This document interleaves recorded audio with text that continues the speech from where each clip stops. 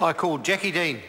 Well, if all Labor can come up with as a reason to not support this bill is that they don't like the way the questions are asked, then it seems like a pretty flimsy reason to me. I mean, really, is that it? Is that the strength of argument that we could, is that Labor could promote as actually they didn't like the order of the questions? So here's how I think about it. If I'm going to make a decision about whether or not New Zealand's going to have a change of flag, I'd like to think that I've got some context about what I might potentially be voting for or not, because in the first referendum I can withhold that choice, and that gives me quite a bit of power actually. I don't know that Labor, I don't know whether the Assistant Speaker or the Deputy Speaker has actually thought it through very much, to be frank, because if the first question I have, and if I felt really passionately about it, I could design a flag myself. How powerful is that? So that's 3 goes that I've got over this, Mr. Speaker. In the first instance, if I felt really, really strongly about replicating that little hand-embroidered kiwi that my mum had on her knapsack when she went hitchhiking around the UK 50 years ago and felt so proud of to be a Kiwi and be a New Zealander, if I felt really so proud of that, which I do, then I could promote that as my idea for the flag.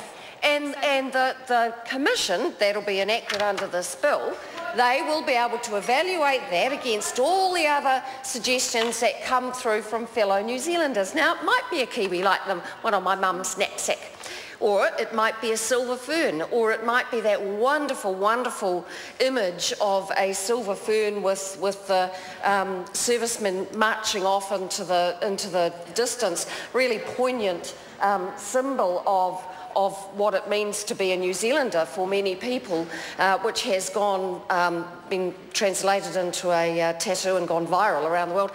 People feel really strongly about this kind of thing. How come am I standing up here in this Parliament, for example, remembering that my mum had an embroidered kiwi on her knapsack 50 years ago when she went off on her big adventure? Why? Because it meant a lot to her and it means a lot to me. And so the flag is a really important aspect of us as New Zealanders in defining who do we think we are. What is it in our flag that defines us, who we are, not only when we are remembering the wonderful things that New Zealanders have done for us and by us and to us, not just that, but it's our outward-facing nature that we do so well in this country.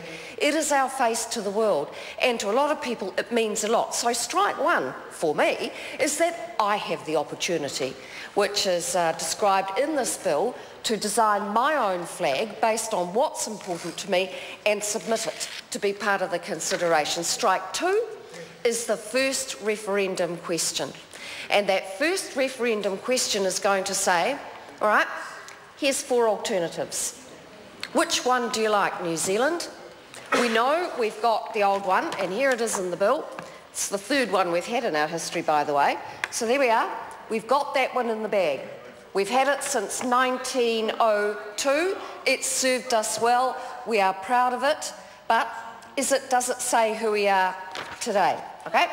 So we have that. So the question for me and every other New Zealander, except the Labor Party, because of course they don't want to have a question, they're going to oppose it.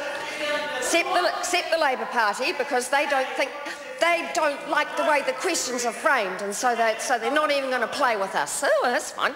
But me as a New Zealander, I am going to. And when I have my second strike, my second choice, I'm going to be able to vote.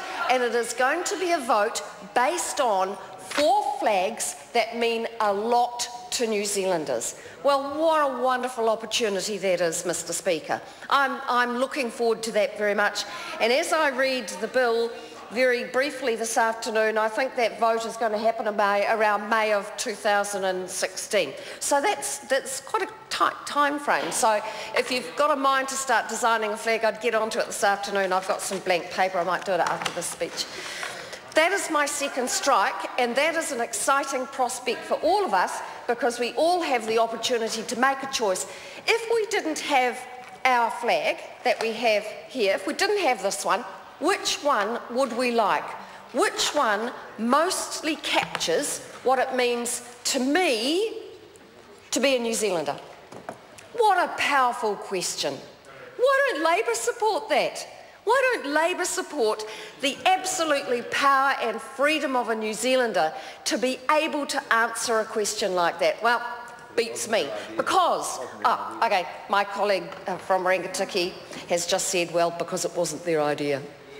Okay, I leave it at that. So, in around May next year, an envelope will arrive in the mail for all of us who are registered electors, and we'll get the opportunity to choose between 4 options.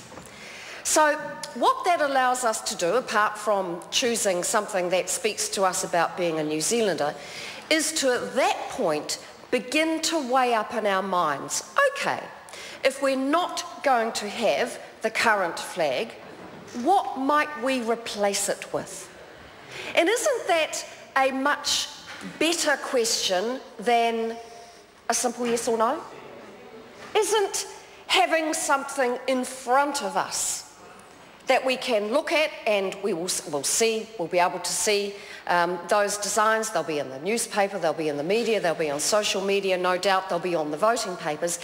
Isn't that a more powerful position for us as New Zealanders to be in, to say, okay, is it the old one or might it be one of these? I'm going to think about that and then I'm going to have a vote. And for me, I don't know yet. I don't know, I'm open. But I'm looking forward to those alternatives that I might vote on. So that's strike 2. Then, as enacted under this bill, the Commission goes away and determines a preference, and then, and only then, puts that preference, and it might well be a silver fern on a red and blue background. It might well be a kiwi. It could be anything. It could be the Southern Cross. It could be a combination of the old flag and some aspect of New Zealand that speaks to us now. So we don't know what it's going to be. And that's what's so wonderful about this process, because in due course, third strike, we're going to have another choice.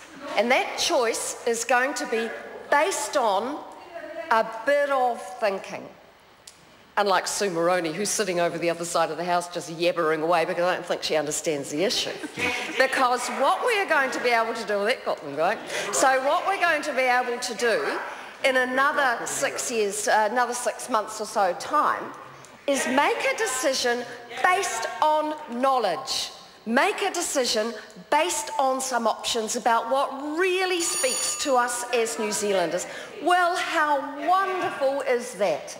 What an opportunity for us as New Zealanders. So, when we do go to make that final vote in about a year and a half's time, we will be able to make a decision based on knowledge. And that's what the Labour Party are voting against. They don't want us to go to this referendum to be able to make a decision based on knowledge.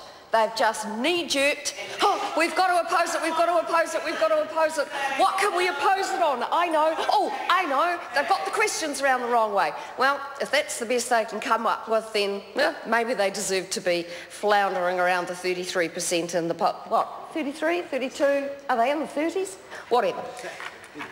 This bill puts a structure in place for New Zealanders to not only have a say about our flag, and it is our flag, and it's not just going to be the Labour Party telling us how to vote. This is going to be a binding referendum for all New Zealanders. It is a marvellous opportunity, and I support this bill. Thank you.